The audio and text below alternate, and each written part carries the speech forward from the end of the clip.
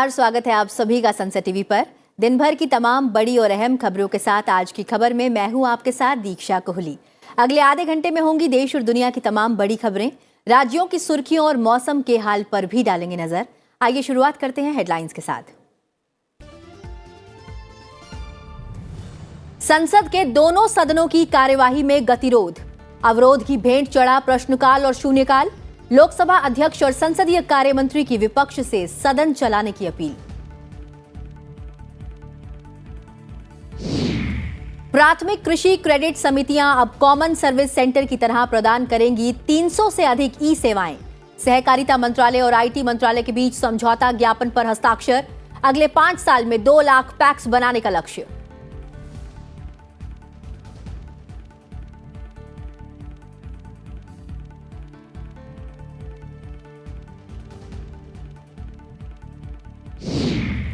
भारत और जाम्बिया का द्विपक्षीय व्यापार और सहयोग बढ़ाने पर जोर।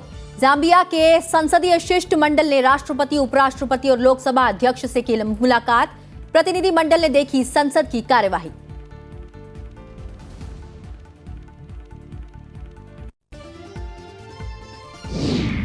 मेघालय नागालैंड विधानसभा चुनाव के लिए बीजेपी उम्मीदवारों की सूची जारी। मेघालय में पहली बार अपने बूते सभी 60 सीटों पर चुनाव लड़ेगी बीजेपी। नागालैंड में 20 सीटों पर लड़ेगी चुनाव।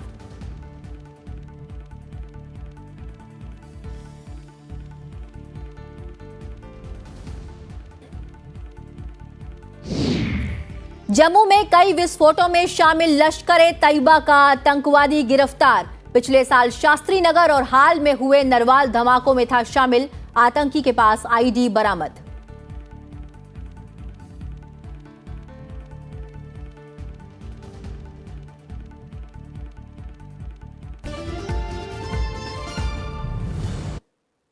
और अब खबरें विस्तार से। राज्यसभा में विभिन्न मुद्दों पर कार्य स्थगन के प्रावधान वाले नियम 267 के तहत चर्चा कराने की मांग पर विपक्षी सदस्यों के अवरोध के कारण कार्यवाही बाधित रही। बैठक को एक बार के स्थगन के बाद दोपहर 2 बजे के कुछ ही मिनट बाद पूरे दिन के लिए स्थगित कर दिया गया। गतिरोध की वजह से उच्च सदन में शून्यकाल और प्रश्नकाल भी नहीं हो पाया। सभापति ने सदन को बताया कि उन्हें विपक्ष के नेता मल्लिकार्जुन खड़गे, शिवसेना सांसद प्रियंका चतुर्वेदी, आम आदमी पार्टी सांसद संजय सिंह, डीएमके सांसद तिरुचि शिवा सहित कुल 9 सदस्यों की ओर से नियम 267 के तहत नोटिस मिले हैं। उन्होंने पूर्व की अपनी व्यवस्था का हवाला देते हुए कहा कि इनमें से कोई भी नोटिस स्वीकार किए जाने की अनिवार्यताओं को पूरा नहीं करता, लिहाजा उन्होंने इन्हें अस्वीकार कर दिया।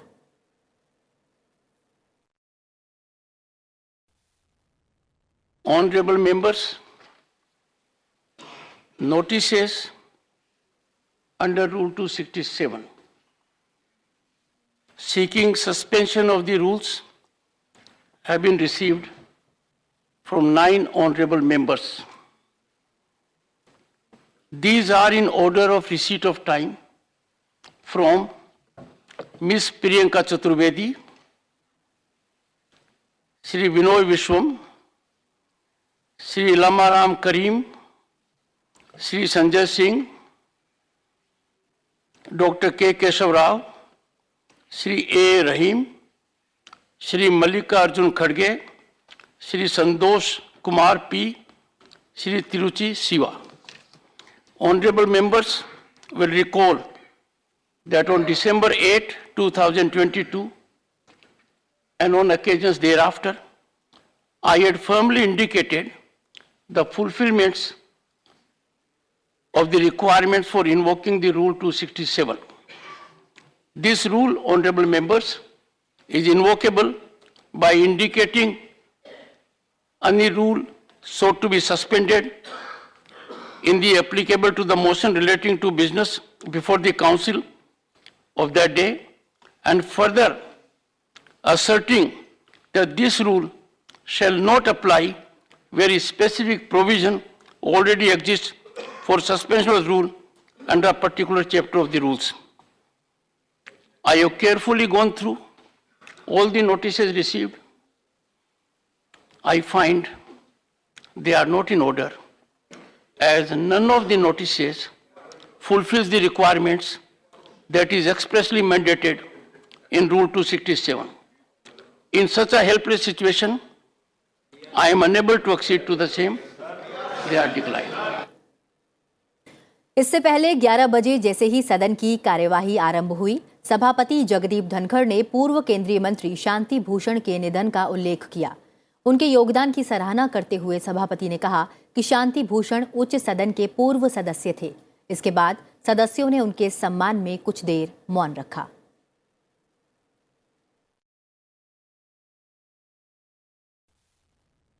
Former Union Law Minister Shri Shanti Bhushan on January 31, 2023. He was a member of this August House from July 1977 to April 1980. Born on 11th November 1925 at Bijnor in Uttar Pradesh, Shri Bhushan was a distinguished senior advocate and noted jurist who also served as Advocate General of Uttar Pradesh. He was also Chairman, Bar Council of Uttar Pradesh. An outstanding legal luminary, a man of sterling qualities, who always exemplified his conduct by sublimity and public interest. Lok Sabha में budget पेश होने के दूसरे दिन कांग्रेस समेत कई विपक्षी दलों के सदस्यों ने कई मुद्दों को लेकर सदन की कार्यवाही पर अवरोध किया। एक बार के स्थगन के बाद दोपहर 2:05 पर पूरे दिन के लिए स्थगित कर दी गई। संसद के बजट सत्र के दूसरे दिन लोकसभा की बैठक शुरू होने पर अध्यक्ष ओम बिरला ने भारत दौरे पर आई जाम्बिया गणराज्य की नेशनल असेंबली की स्पीकर नेली मुट्टी और वहां के संसदीय शिष्टमंडल का सदन की ओर से स्वागत किया। जाम्बिया के शिष्टमंडल के सदस्य इस दौरान सदन की विशेष दीर्घा में बैठे थे।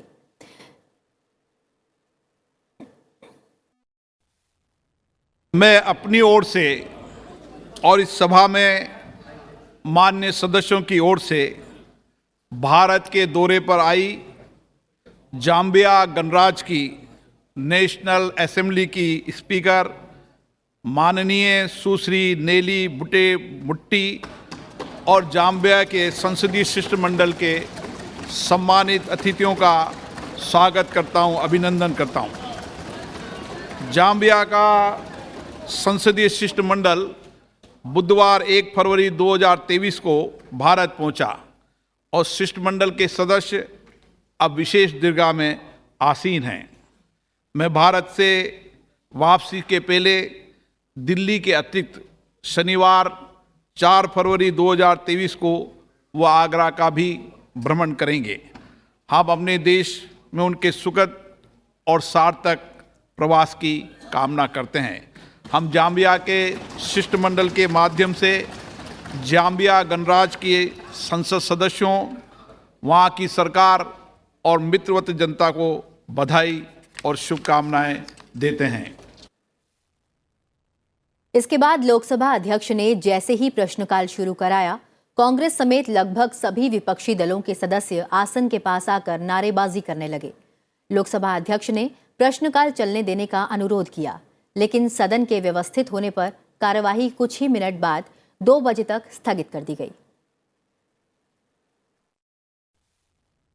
और प्रश्नकाल महत्वपूर्ण होता है और प्रश्नकाल चले, इसकी चिंता है सभी विधानमंडल के सम्मेलन में इसकी चिंता व्यक्त की थी और सभी माननीय विधानमंडल के अध्यक्षों ने कहा है प्रश्नकाल स्थगित नहीं होना चाहिए। पानी का सबसे बड़ा आप सदन को चलाना नहीं चाहते, आप सदन की मर्यादा नहीं रखना चाहते।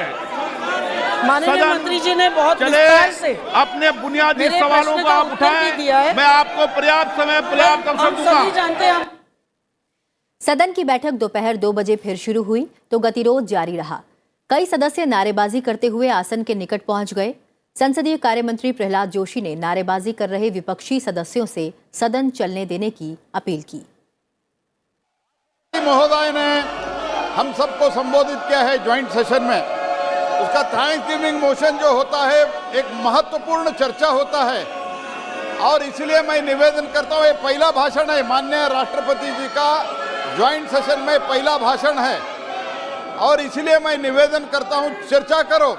पार्लियामेंट चर्चा के लिए है, चर्चा करो।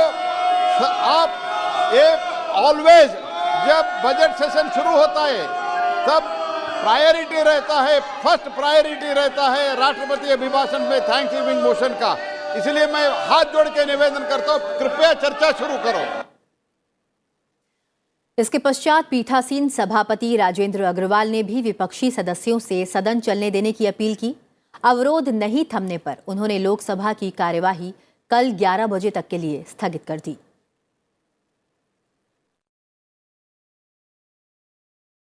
अफ्रीकी देश जाम्बिया के संसद का एक शिष्टमंडल भारत के दौरे पर है।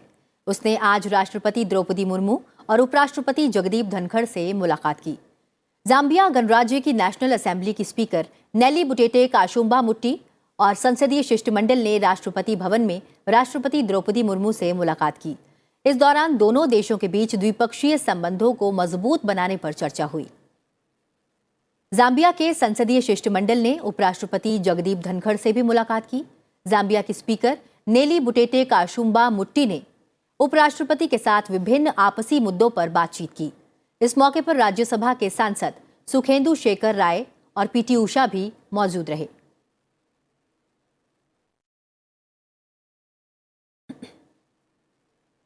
भारत दौरे पर आए जाम्बिया के संसदीय शिष्टमंडल ने आज लोकसभा अध्यक्ष से मुलाकात की। लोकसभा अध्यक्ष ने जाम्बिया गणराज्य की नेशनल असेंबली की स्पीकर नेली बुटेटे काशुम्बा मुट्टी और संसदीय शिष्टमंडल का गर्मजोशी से स्वागत किया। संसद भवन परिसर में हुई मुलाकात में लोकसभा अध्यक्ष ओम बिरला ने कहा कि G20 अंतर्राष्ट्रीय आर्थिक सहयोग का एक प्रमुख मंच है और भारत विकासशील देशों, ग्लोबल साउथ के महत्वपूर्ण मुद्दों को हल करने के लिए इस मंच का उपयोग करने की इच्छा रखता है। लोकसभा अध्यक्ष ने कहा कि भारत विश्व का सबसे बड़ा और जीवंत लोकतंत्र है। सदन में जनप्रतिनिधि नागरिकों की आशाओं, आकांक्षाओं और अभावों को अभिव्यक्ति प्रदान करते हैं। संसदीय संस्थाओं को लोकतांत्रिक शासन का महत्वपूर्ण स्तंभ बताते हुए लोकसभा अध्यक्ष ओम बिरला ने दोनों देशों के बीच नियमित संवाद पर बल दिया। उन्होंने विश्वास व्यक्त किया कि जाम्बिया के संसदीय शिष्टमंडल का दौरा दोनों देशों के बीच द्विपक्षीय संबंधों को और मजबूत करेगा। भारत के G20 समूह की अध्यक्षता का उल्लेख करते हुए उन्होंने कहा कि भारत विकासशील देशों और ग्लोबल साउथ के अहम मुद्दों को हल करने के लिए इस मंच का उपयोग करने की इच्छा रखता है। उन्होंने कहा कि भारत इस मंच पर वैश्विक मामलों के प्रभावी समाधान का प्रयास करेगा और इस उद्देश्य के लिए जाम्बिया के सक्रिय सहयोग की आशा रखता है। लोकसभा अध्यक्ष ने दोनों देशों के गहरे संबंधों का उल्लेख किया। उन्होंने कहा कि ऐतिहासिक रूप से भारत और जाम्बिया के द्विपक्षीय संबंध बहुआयामी और पारस्परिक सहयोग पर आधारित हैं। भारतीय अर्थव्यवस्था विश्व में सबसे तेज गति से बढ़ रही है तथा भारत और जाम्बिया के बीच द्विपक्षीय व्यापार और निवेश भी लगातार बढ़ रहा है। जाम्बिया के संसदीय शिष्टमंडल ने विभिन्न दलों के सदस्यों से भी मुलाकात की। लोकसभा अध्यक्ष ने प्रतिनिधि मंडल के सदस्यों से सांसदों का परिचय कराया। इस अवसर पर कांग्रेस, टीएमसी समेत कई दलों के सांसद भी मौजूद रहे।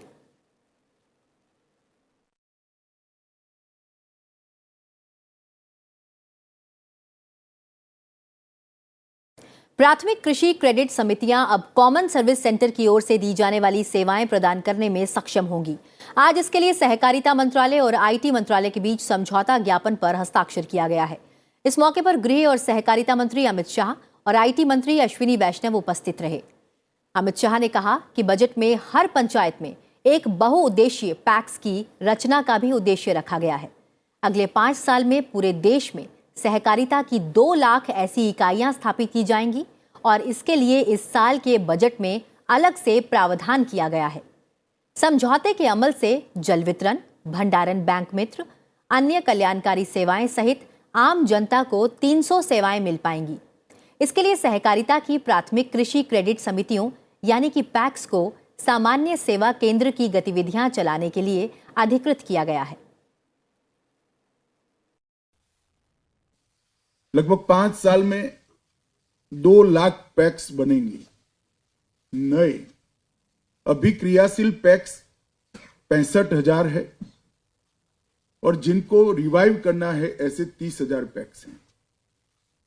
तो कुल मिलाकर 2,95,000 पैक्स बढ़ेंगे।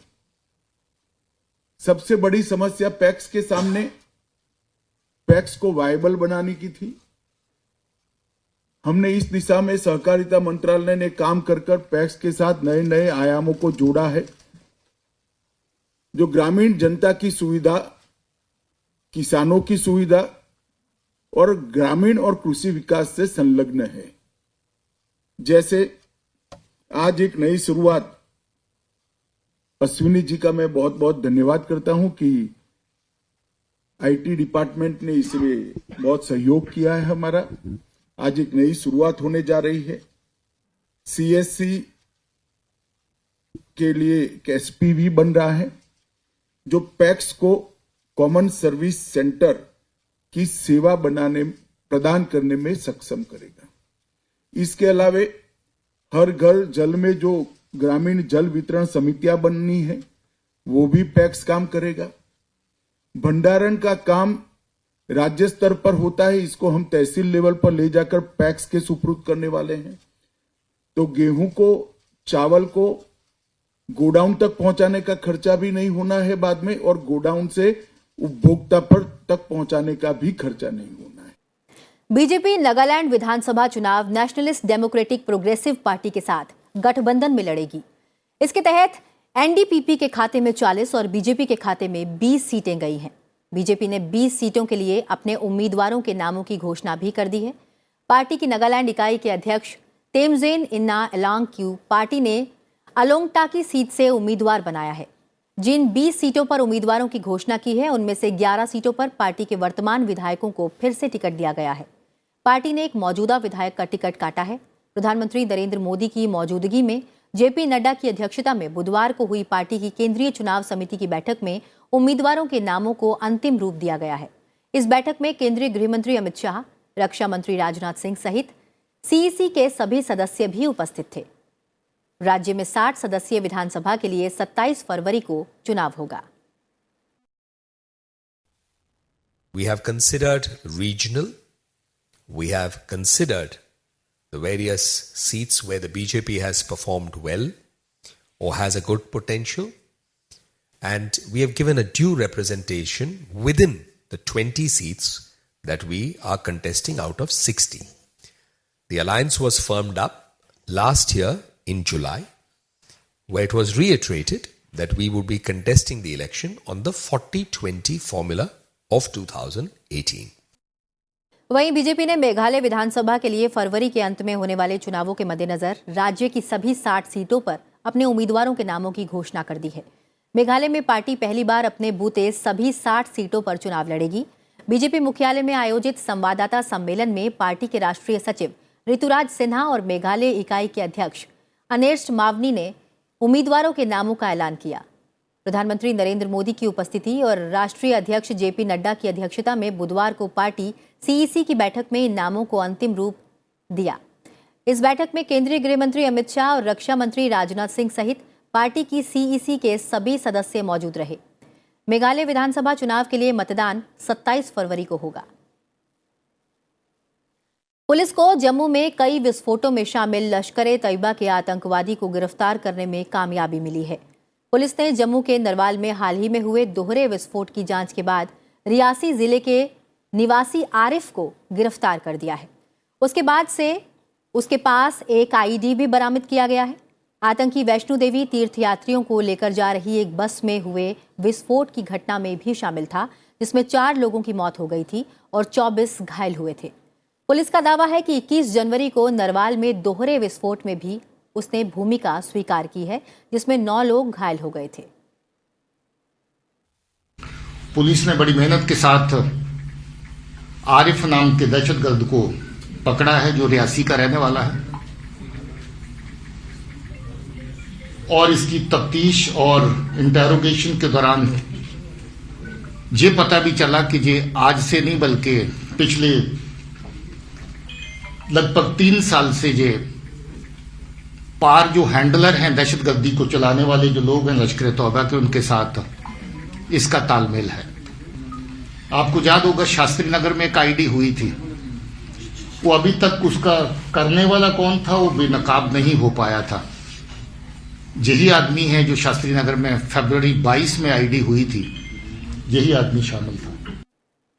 और अब नजर डालते हैं कुछ और प्रमुख समाचारों पर। जाम्बिया की नेशनल असेंबली की स्पीकर नेली मुट्टी और उनके साथ आए प्रतिनिधि मंडल ने संसद भवन में विदेश मंत्री एस जयशंकर से मुलाकात की। इस दौरान दोनों नेताओं के बीच आर्थिक और विकास सहयोग पर चर्चा हुई। विदेश मंत्री ने आश्वासन दिया कि भारत G20 में ग्लोबल साउथ के लिए बोलेगा।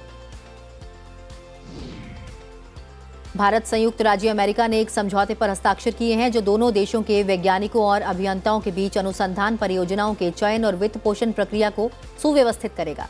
व्हाइट हाउस में आयोजित हस्ताक्षर समारोह में NSF अधिकारी भी शामिल हुए। सरकारी स्वामित्व वाले भारतीय खाद्य निगम ने 22 राज्यों में ई-नीलामी के पहले दिन आटा चक्की मालिकों जैसे थोक उपभोक्ताओं को 8.88 लाख टन गेहूं बेचा है। FCI ने गेहूं की घरेलू उपलब्धता को बढ़ाने और बढ़ती कीमतों पर अंकुश लगाने के लिए ई-नीलामी शुरू की है। प्रमुख उत्पादक राज्यों में चीनी उत्पादन बढ़ने के कारण सितंबर को समाप्त होने वाले चालू विपणन वर्ष के पहले 4 महीने में देश का चीनी उत्पादन 3.42% बढ़कर 193.5 लाख टन हो गया। उद्योग निकाय इस्मा ने ये जानकारी दी है।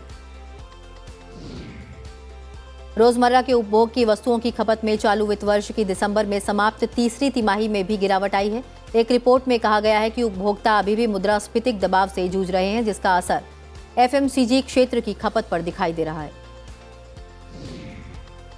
भारतीय रिजर्व बैंक ने बैंकों से अडानी समूह को दिए गए कर्ज का ब्यौरा मांगा है। इससे पहले कारोबारी गौतम अडानी ने बाजार में उतार चढ़ाव के कारण उनके समूह की प्रमुख कंपनी को पूर्ण अभिदान मिलने के बावजूद FPO को वापस लेने का फैसला किया था। रामबन जिले में कई स्थानों पर भूस्खलन होने की वजह से 3 दिन से बंद जम्मू श्रीनगर राष्ट्रीय राजमार्ग को दोनों ओर से यातायात के लिए खोल दिया गया है। ऑस्ट्रेलिया अपने नोट पर से ब्रिटिश राजतंत्र के प्रतीक को हटाने जा रहा है। देश के केंद्रीय बैंक ने घोषणा की है कि $5 के नए नोट पर ब्रिटेन के महाराजा चार्ल्स तृतीय की तस्वीर के बजाय देश को प्रतिबिंबित करने वाला कोई डिजाइन होगा।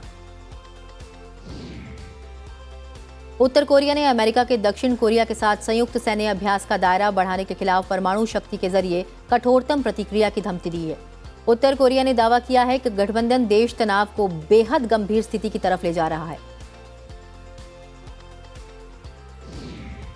भारतीय पहलवान अमन सहरावत ने जगरेब ओपन कुश्ती चैंपियनशिप में कांस्य पदक जीता है। अमन ने कांस्य पदक के मुकाबले में अमेरिकी के जेन राय रोड्स रिचर्ड्स को 10-4 से शिकस्त देकर रैंकिंग टूर्नामेंट में पोडियम स्थान हासिल किया है।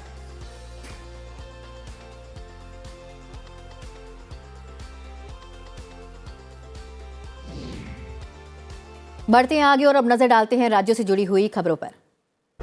इस दौरान भुवनेश्वर में रमा देवी महिला विश्वविद्यालय के दूसरे दीक्षांत समारोह में शामिल होंगी। असम में केंद्रीय मंत्री सर्बानंद सोनोवाल के 2 दिवसीय कार्यक्रम का उद्घाटन करने के साथ ही G20 की पहली बैठक शुरू हुई। इस बैठक में सतत वित्तीय समाधानों पर चर्चा की जाएगी। ओडिशा विधानसभा का बजट सत्र 21 फरवरी से शुरू होगा और 6 अप्रैल तक चलेगा। बजट 24 फरवरी को पेश किया जाएगा। राजस्थान के मुख्यमंत्री अशोक गहलोत 10 फरवरी को वित्त वर्ष 2023-24 के लिए बजट पेश करेंगे। मौजूदा कार्यकाल में ये उनका 5वां और अंतिम बजट होगा। उत्तराखंड के मुख्यमंत्री पुष्कर सिंह धामी ने देहरादून जिला जेल में आयोजित नशा मुक्ति कार्यशाला का उद्घाटन किया। उन्होंने 2025 तक देवभूमि को नशा मुक्त करने का संकल्प लिया। छत्तीसगढ़ से पूर्व मुख्यमंत्री अजीत जोगी के बेटे और जनता कांग्रेस छत्तीसगढ़ के नेता अमित जोगी ने BRS अध्यक्ष और तेलंगाना के मुख्यमंत्री के चंद्रशेखर राव से मुलाकात की। दिल्ली उच्च न्यायालय को दिल्ली नगर निगम के आयुक्त ने सूचित किया है कि निगम ने कर्मचारियों और सेवानिवृत्त कर्मियों को दिसंबर तक के वेतन और पेंशन का भुगतान कर दिया है और जनवरी का वेतन भी जल्द दिया जाएगा। जम्मू कश्मीर में गुलमर्ग के ऊपरी इलाकों में हिमस्खलन में पोलैंड के 2 पर्यटकों की मौत हो गई। वहीं 21 लोग फंस गए, जिन्हें बचा लिया गया। अयोध्या में बन रहे श्रीराम मंदिर में स्थापित होने वाली भगवान श्रीराम की मूर्ति को तराशने में इस्तेमाल होने वाली नेपाल की गंडकी नदी से विशेष पवित्र शिलाएं अयोध्या पहुंच चुकी हैं। इसे पूजा अर्चना के बाद श्रीराम जन्मभूमि तीर्थ क्षेत्र ट्रस्ट को भेंट की गई।